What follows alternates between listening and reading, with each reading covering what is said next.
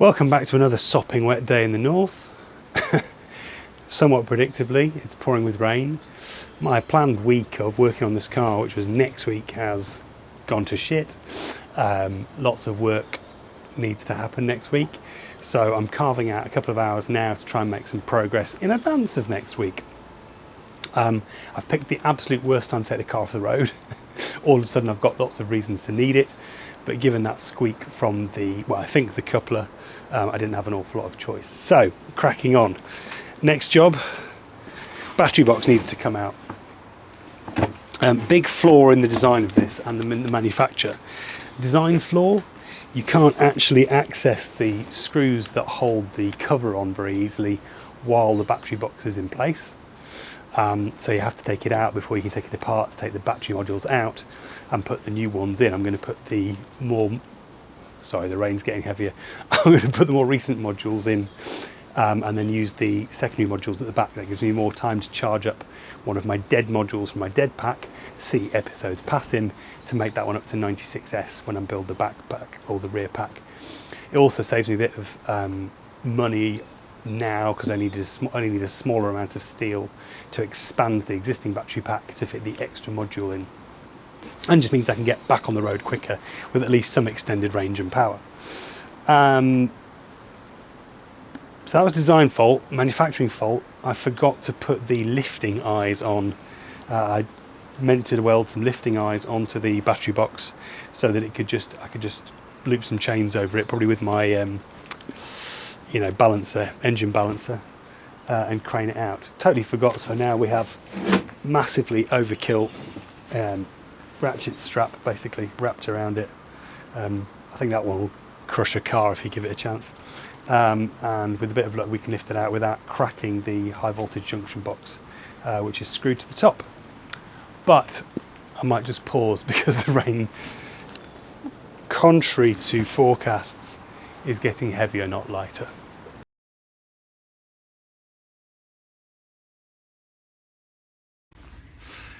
It's 2 days after that last shot. I'm shooting this on my phone because it's raining and I didn't want to get my camera outside. As you can tell, battery box is out. I'm going to get it down on the floor, get all the modules out and get back inside before I get any wetter. But at least I've made a bit of progress. You can see in here what we're going to have to do. So if this whole lot's going to come forward, we're going to have to re-drill these holes. It's only going to come forward a few mil, I think, maybe a centimetre or something. Cut here and re-weld this mount at a slightly steeper angle, and then ideally find something to come off this side. We might relocate the heater slightly, might turn it through 90 degrees, something to come off this side and locate over here. Because even though that, well, you can tell that's not particularly solid, that rocks around quite a lot. Especially weirdly when you're reversing, because that way's fine, but as soon as you go in reverse, that happens. And we don't want that. Lid off, partly sheltered by the bonnet of the car. These things are in pretty tight. I'd forgotten how well I secured all the wires. I've clipped all of the cable ties off that were holding these together. I've got most of the BMS wiring off. As you can see, there's M6 threaded rod running all the way through. But these things are absolutely rock solid. They were going nowhere. I'm pleased to see that hasn't changed. They're all in nice and tight, so quite pleased with that. Nice and dry in there as well. Nice to see that absolutely no moisture got in either, which is good. Unfortunately, it means that I've now got a job to do taking it all apart in the rain. There we go, one battery pack disassembled. So this is obviously going to need some modification because this is where the other module is going to go to give me 6 modules. So I can work out exactly how I'm going to do that, whether I'm going to do a full top hat or a full covering, basically extend this up here. I don't really want to, I mean I could re-engineer the whole thing I suppose, and actually just replace, actually that's not a terrible idea, just replace this with a new lid that's got longer sides and put this underneath it with some mounting brackets that come off the threaded rod. That's one way of doing it. And then do the same for the extra module. That's one option. Or just mount the extra module on top of here with some holes for the cables to come up and go down, and then go up and down through here. So lazy way, mount the extra module on top of here. Less lazy way, work out a way to modify this base to take 6 modules and the junction box and just have it all in one thing. We shall see. I shall make decisions over the next few days. For now though, I need to pack up and put all this away because I'm going to the pub. That's my plan. As you can tell from the change of hat, another day or two's passed. Got a bit more progress going on. So I've removed the cradle that holds the inverter and the power steering pump and the coolant reservoir. Disconnected the rest of the cables. Just got the power steering pump sitting there for now, hoping that I don't have to disconnect it all now because I've left my what's it called, oil draining, basin basically in the storage unit. Got the ratchet straps hooked up to the engine mount again, well, the motor mount, or really the coupler between the motor and the gearbox. Again, something I need to remember to do this time is weld on some lifting eyes rather than having to wrap a ratchet strap around every time. I've got a jack underneath which I'm about to go and put underneath the gearbox so that I can disconnect that. The gear linkage is all disconnected, so I won't break it this time. And then we can start gently lifting and hopefully get engine and gearbox out. I'm not going to do anything other than that today. I just want to get it out and then leave it sort of tucked under here, and then with a fresh head and hopefully some dry weather, I can take it apart and find out what was causing the screeching. Halfway out, already identifying a few problems. That was meant to be welded down. I clearly never actually got round to welding it, which is pretty bad for a motor mount.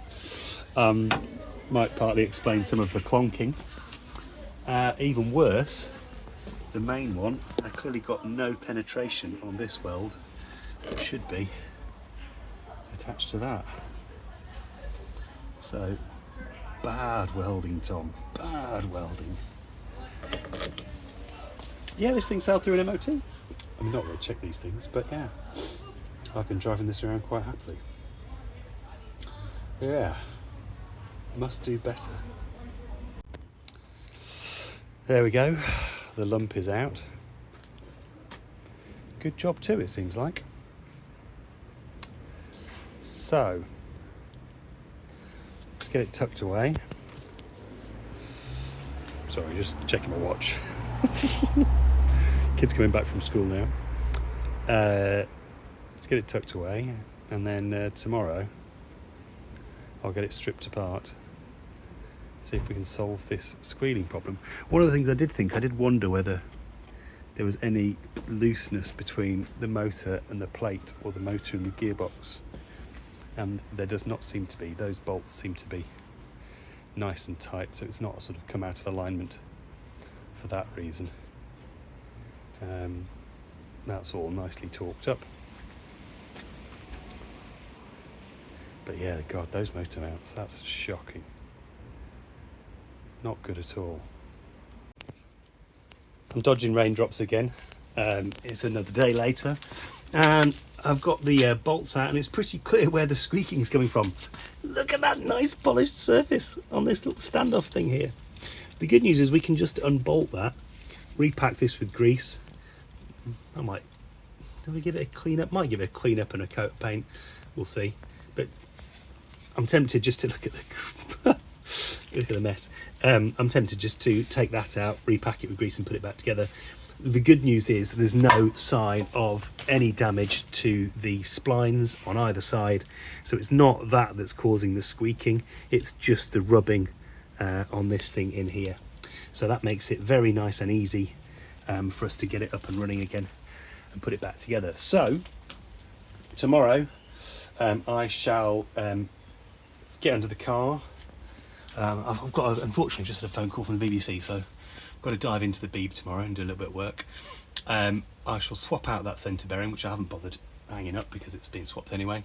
Dive into there, swap out the centre bearing, put the new shift linkage in, get this all lined up if I can. I'll literally get it all lined up and put back together, and then have it in place, held up on the jack in the right position, and next week I can start I was going to say re-welding, actually welding the engine mounts. The motor mounts would be good, including one to go, so I might keep the two. I'll weld this in here properly, one sitting on each one to give it that proper balance, and yeah, progress. So here's one of the super bodges that this whole project is about removing, or this whole series. Yeah, if you get your motor mounts wrong and you have to assemble your car very quickly to get it out of a garage, or you just want to get it back on the road, I can't remember exactly when I made this super bodge, just cut down your shift linkage. So there's two parts of it. I cut and welded the other part, couldn't weld this, so just stuck a wobbly piece of metal around it. Yeah, this car is full of bodges, but I am undoing them.